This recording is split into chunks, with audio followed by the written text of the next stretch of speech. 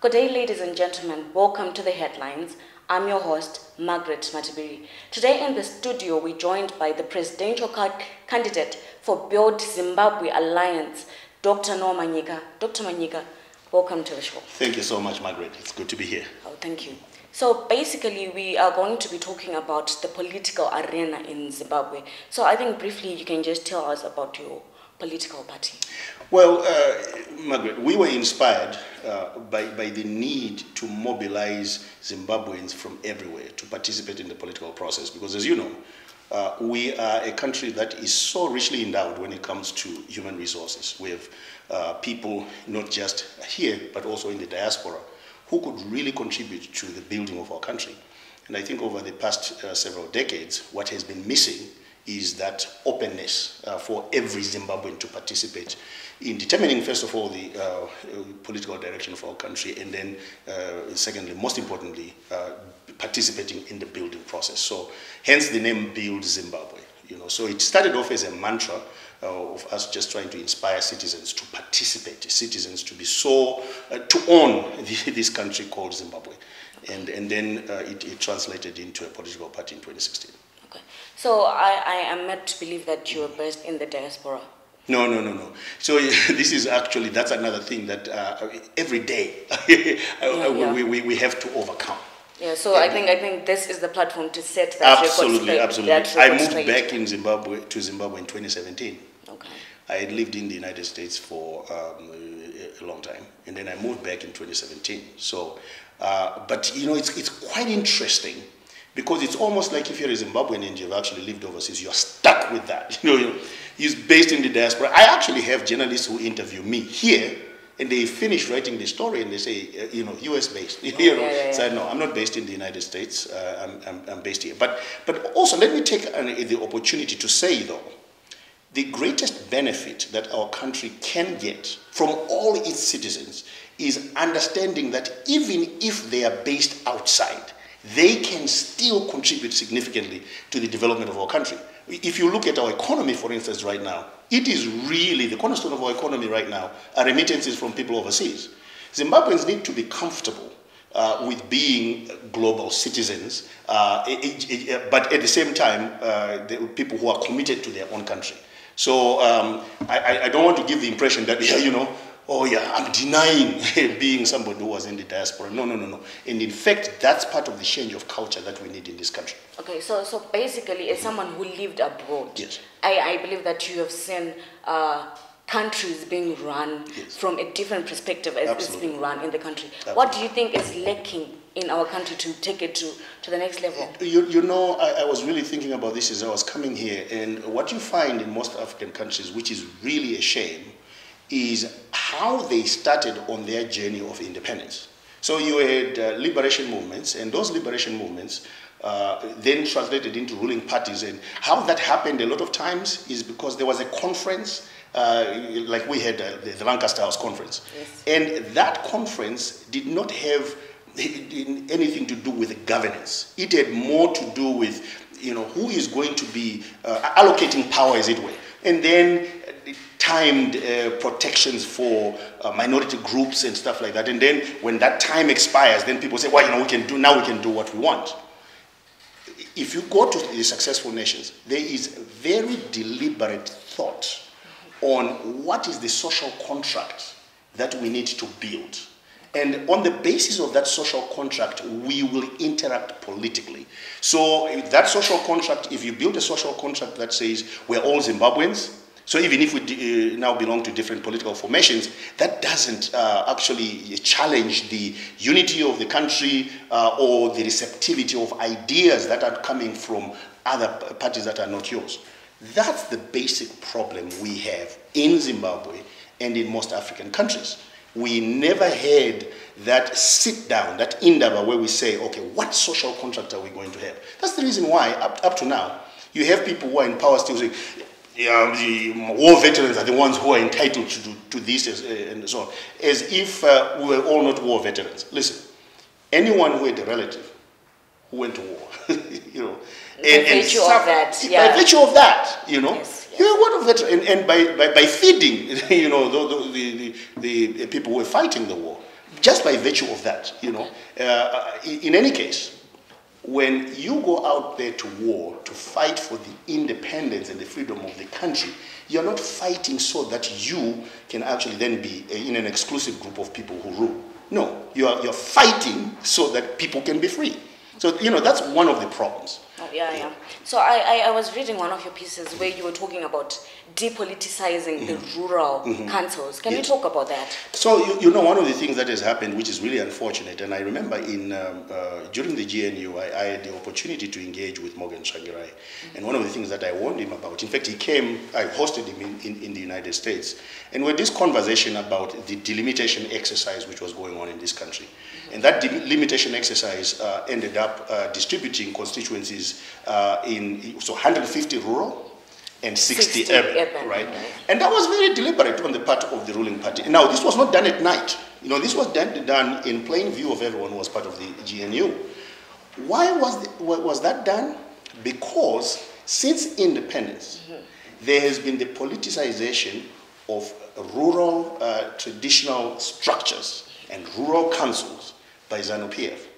So if you have that 150 to 60 split, ZANU-PF will always win. Whichever way you go about it. It doesn't matter. Yeah. It seems like the odds are always in their favor. The odds are always in their favor. And you know what, Margaret? A lot of times, during the run-up to the election, people come to me and say, oh yeah, come together, you guys, and stuff like that. And I would say, listen, you can bring all the opposition parties together so that they can win the 60. ZANU-PF will still have 150. So you can't win, So, it's things like that need to be dealt with in this country. If you don't depoliticize the rural administration of rural communities and so on, and now there's another thing which is really invidious which is going on, and people are not even paying attention to it. There is the extension of the authority of chiefs, headmen, village heads, to former purchase areas, where people had farms, where people have title deeds. Yes. So I discovered recently that, in our area now there's a sabuk, and I'm thinking, what is he there for? These are not the rural, what used to be called tribal trust lands. These are former purchase areas where people have title deeds. Now there are implications there when it comes to title, your security of tenure of your property which you bought, which is not covered by the land redistribution exercise. Because all of a sudden now this headman can say to his relative, oh yeah, you can take that piece of land and you cannot have a piece of land. Exactly. So basically it moves down to politics at the end of the day. Exactly. Interesting. So has there ever been dialogue between members of the opposition parties on their own to try and fight the regime that is hindering the progress of Zimbabwe? Has there been that sort of dialogue where people talk about some of those issues? Because we see, like the issue of the rural settlements and the rural setups. It's something that has been happening in full view of everyone, and people have not been commenting on that. And people at times tend to say there's rigging, but then it's something that is there in place that they are not questioning. Right. So has there been any talk? You know what? We have relationships, and it's unfortunate, and I must say this, that I think a lot of times we are also very, very guilty of not doing enough to coalesce, not on the basis of power sharing.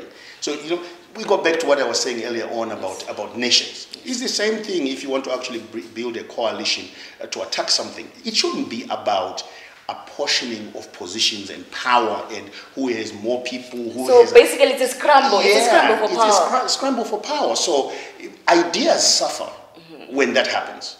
And I don't think that we have done enough to say, okay, listen, and maybe even saying, listen, this is not even a partisan platform.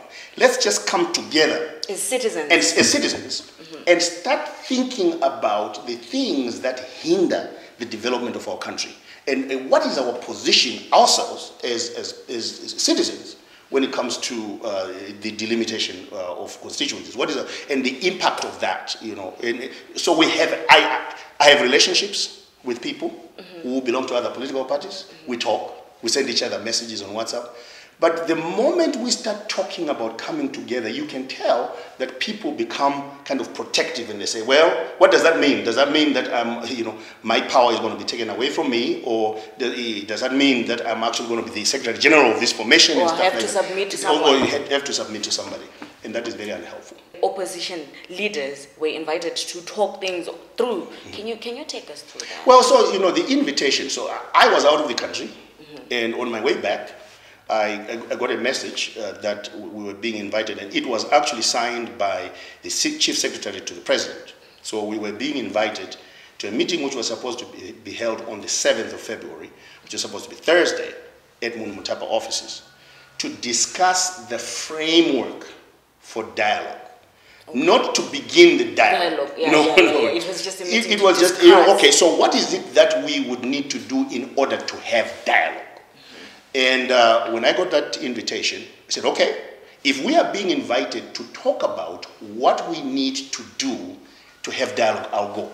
I'm not going there for the actual dialogue. I'm going there to voice what we would need to see being accomplished as minimum conditions for dialogue. Yeah. So we have seen other political party members pulling out of that initiative by government. Right. But what is your comment on that, considering that this is not dialogue? Right. No, I actually, to be honest with you, I have to say I support the principled stand of those who are saying, no, look, some of our officials, some of our members have been arrested, or they have pending cases and so on. And in order for us, because, think about this, some of those people who have cases hanging over them are the same people who would be delegates to the conversation even about a framework for dialogue. So I understand, those who would say, no, because of these things that are going on, which particularly affect us as a political formation, I'm not going to that, right?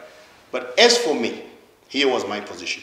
My position was that I was going to tell the president even about that, in front of everybody, and to his face. And on record. And on record, So, look, you want a framework for dialogue? These are the things that need to happen. These are our conditions. These are our conditions. Because basically we cannot talk of dialogue or of any other talks that can happen if we do not come face to face and we confront whatever is happening. Exactly. Because aborting that does not solve anything at the end of the day. Yeah, it does send a clear message, but then okay, so yeah, but in this instance though, I think to be fair to those who didn't go.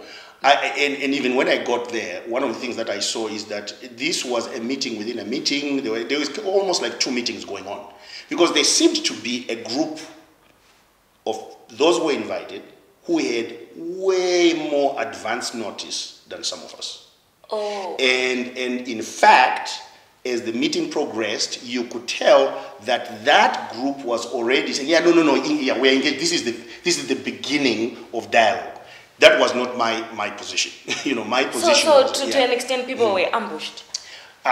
Those who were not given the privilege to be told beforehand. Absolutely. I mean, I got this information. So here's two things that happened. I got this information. I was in transit. I looked at my phone, got this information on the 5th. On the 5th. Yeah, saying there was a meeting on the 7th, right? A few minutes later, I got an updated message which said the meeting on the 7th had been moved up to the 6th, right? So I had no time, myself, even to prepare with my team or to consult others, right? But the overriding determination for me was, okay, if that's what they're going to do, then I am going to go there and tell them what I believe are the minimum conditions for peace. So I do understand, the others who say, no. I mean, honestly, if you're going to talk about something as important as this, well, you give people advance notice, and I know for sure that there were some who were not given, and others who were given. Okay.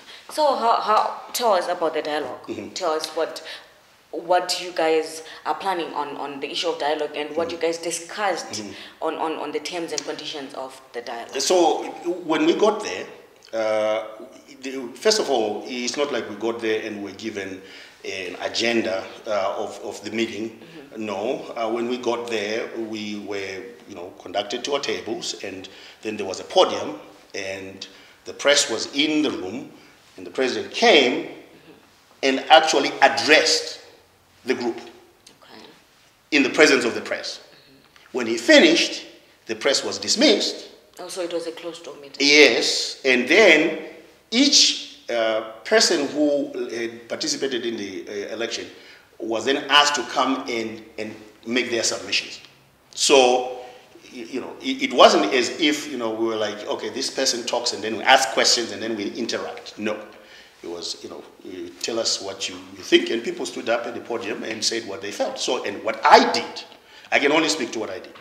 What I did was I stood up, I told the president why I had come, as I had already stated, and I told him that my thoughts about the framework for dialogue were contained in the letter which I was about to read, and which I then did, and then I gave the president a copy of that letter in front of everybody.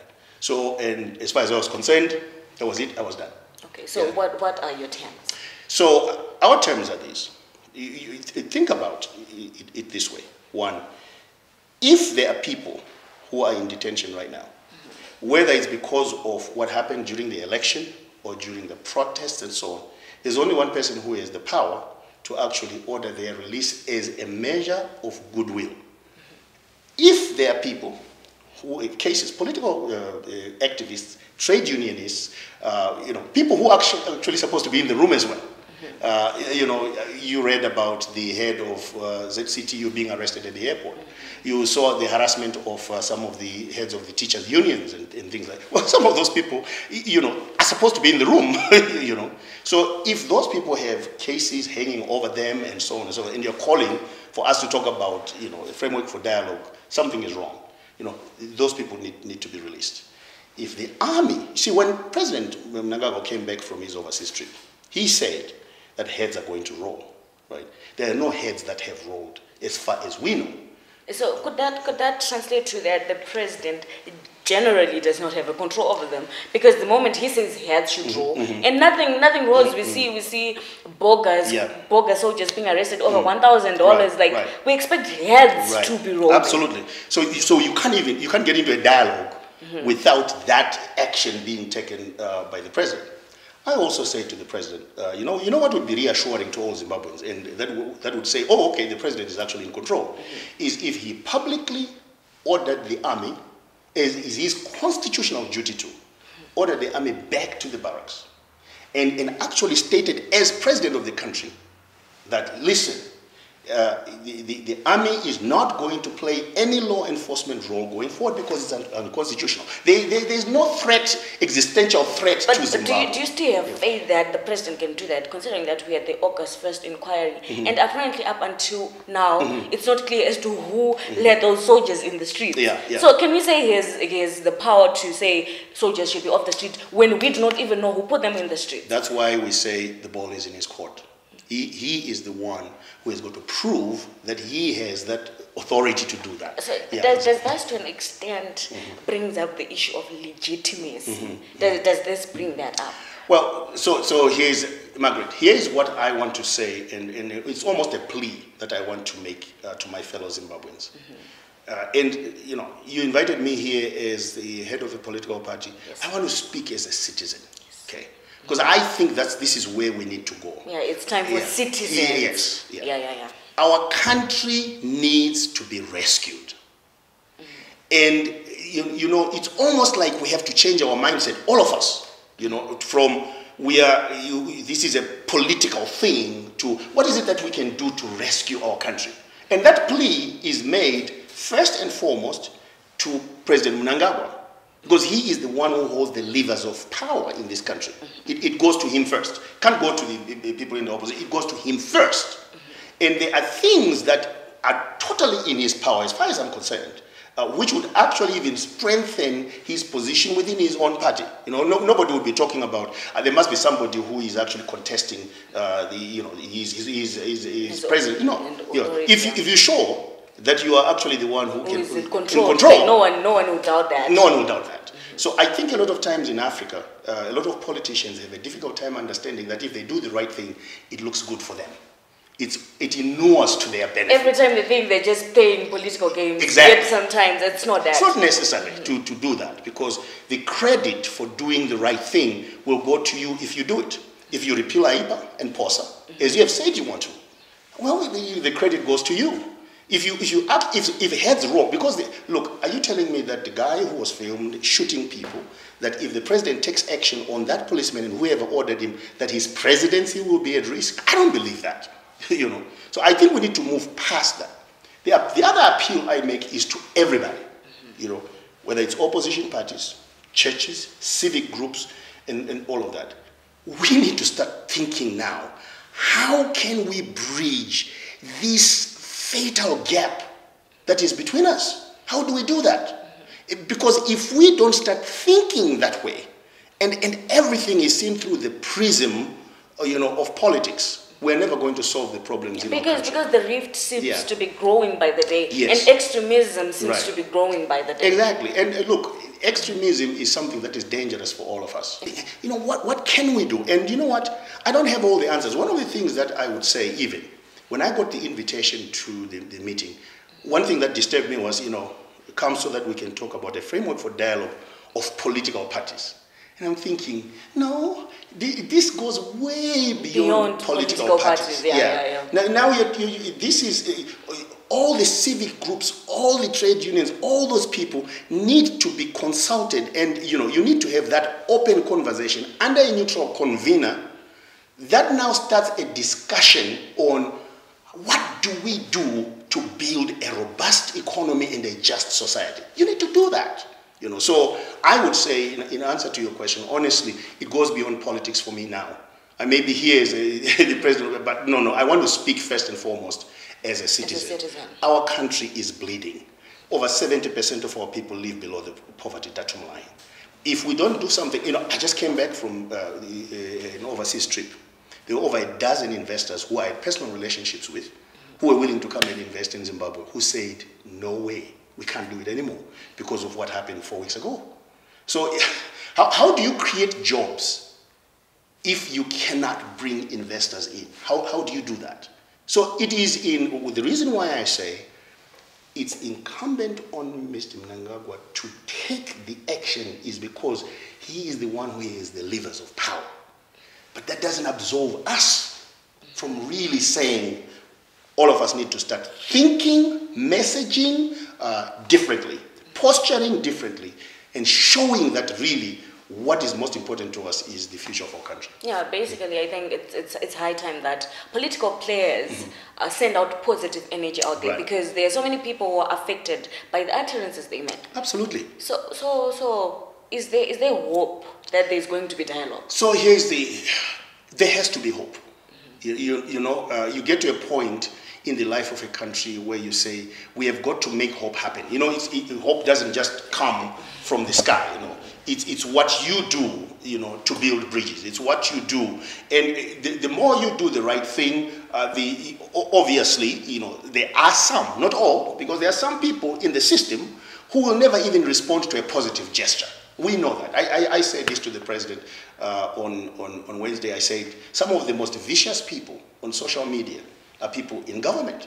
It's astonishing. Civil servants who don't understand that when you make certain threats and so on, that is actually unconstitutional and illegal. But we can't pretend that is because our people are really broken. Our people are really, really broken. So and they're just trying to cling on to something. Yes. So sometimes the loudest person who is saying the most negative thing becomes the one who attracts attention. And so so here is our dilemma as a people. How do we accentuate the positive so that those people who are really being constructive and so on are the ones then who really get the support of people? Okay. So we have had reports and there is no feedback as to if there have been any investigations of women who were raped. Yeah. And there are footages that are circulating on social media of people being battered by members purporting, as government says, to be members of the Zimbabwe National Army. What would be your comment on that? In fact, today I was just saying this to my colleague, that one of the things that is so unhelpful is when government officials and the official press start talking about these things and saying these things are not true. When the investigative process hasn't even been done. Probably they're waiting for another, this time to be January 14 exactly. inquiry. And we all know that it doesn't yield anything. And you know what? The world is not waiting for us to do all that silliness. Okay, so the posture of the government must be, we protect our citizens. That has to be the natural posture of government, not we defend ourselves or we defend our position. Okay, so a lot of the people who are already writing that and so on, they haven't been part of any adjudication of whether this is true or not. They just determined to actually put out this propaganda. And there's another lack of understanding of crimes like rape. People have to really understand a crime like rape, because a crime like rape shames the victim so much that victims become reluctant to come out. There's so many social consequences. Someone's marriage can actually end because they have been raped, even though, it's not their fault that they were raped. So the idea that, they haven't come forward, and so on, doesn't really make sense, because in the patriarchal society in which we are, we have never dealt with how to empower victimized females to come out and own up. It's very difficult. I had a friend who is now late, who was in the liberation struggle. Her name was Freedom Nyambaya. She was a wonderful, wonderful woman, and one of the things that she was determined to do was to expose the treatment of women during the liberation struggle, because these things started a long time ago. And you imagine, if those women who were in the liberation struggle haven't even had the courage to speak out, can these women in the townships then come out and say, we were raped? We were raped? No, they can't. And if also they can't count on the protection of the government after saying that. And worse off when the people that are purported to be terrorizing them are still manning the streets. Yes, exactly. So, as a political leader in the opposition, and as well as a traveled citizen, do you think it would be shameful, or probably it would affect the government if they stood up and tried to correct these mishaps? Because it now seems like the government here is set and hell-bent on harboring these people who are terrorizing citizens. Yeah, it goes back to what we said earlier on, and it really speaks to the need for a shifting of thinking. Yeah, there is need for a paradigm shift. Yeah, it really is. So, because I don't understand. Look, if you are a good leader and you govern a country well, and you clearly care about your citizens, you're going to be rewarded not just by history, but by those people that you lead well. And unfortunately, leading well in the context of Africa is exercising power so that you are the dominant political force. That really that's not leadership. It really isn't. What must happen is, okay, when I came into power, think about where Zimbabwe was in 1980. How come we now, almost 4 decades after independence, 70% of the people still live in abject poverty? How can that be? That doesn't make any sense, right?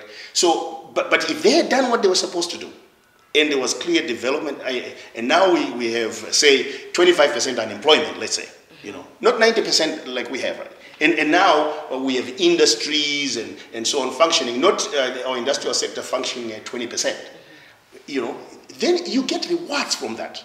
It's time for African leaders to change their mindsets and realize that doing good pays. Yeah, there's no shame in good governance. No, there's no shame. There's no shame in standing up and actually saying, what these corrupt people have done is wrong. These people who are stealing is wrong. There's nothing wrong with that. It's actually something that would make you look good. Yeah, and the issue of unemployment, we have seen the high rates of degreed prostitutes, degreed drug addicts as a result of the system. And we've also seen people in higher ranks being the one to take advantage of the girls in colleges. What would be your comment on that? Yeah, and that is one of the most terrible things about unequal societies, unequal in terms of wealth and unequal in terms of power. We are one of the most unequal countries in the world. There are people in Zimbabwe who live well. You go to Borodel you just go down the road to see the cars driving by. There are people in Zimbabwe who live well. but the majority of our people don't live well. So if you actually don't do something, which is why one of the things that I am involved in, we actually created an organization called the War on Poverty Trust, because we actually believe that eliminating poverty, bringing society into a much more equal state, not in the way that communists used to do, not in a command way, but making sure that you can facilitate conditions where the ordinary man can thrive and can be rewarded for his work. When you do that, you start, also dealing with some of these social problems that you're talking about. I also believe that when people are empowered to thrive, they have skin in the game, so they feel like, you know what, I have to participate in making sure that we have the right kind of governance. But that's not the case in our situation. Our people are in prison. Really, those people who are in the rural areas, those people who are living under poverty, they kind of, they almost worship the people who actually oppress them, because these are the powerful people. These are the ones, if I don't, I'm going to be in trouble. There are a lot of imbalances in the power struggles. Exactly. Dr. Manyika, thank you very much for joining us on the show today. This was Dr. Manyika, the presidential candidate for Build Zimbabwe Alliance, preaching the gospel of there is no shame in good governance. Thank you very much. Thank you so much, Margaret. Thank you. Thank you. Appreciate it.